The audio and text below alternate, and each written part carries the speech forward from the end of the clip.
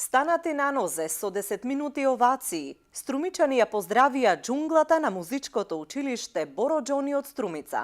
200 ученици од 7 до 14 години и малиот колектив професори направија спектакуларен концерт под маски и влез во годинишните карневалски случувања.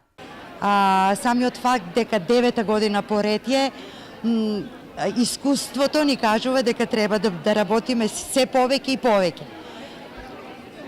Вечерва, може би тоа струмичката публика го препознава и оваа година се бараше карта повеќе за концертот.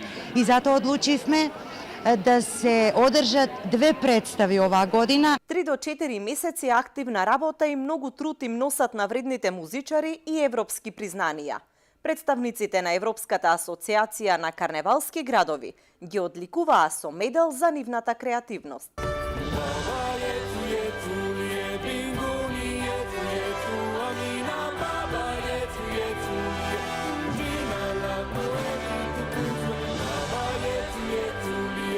Синоќа се отвори и изложбата со најдобрите фотографии од минатогодишниот карневал.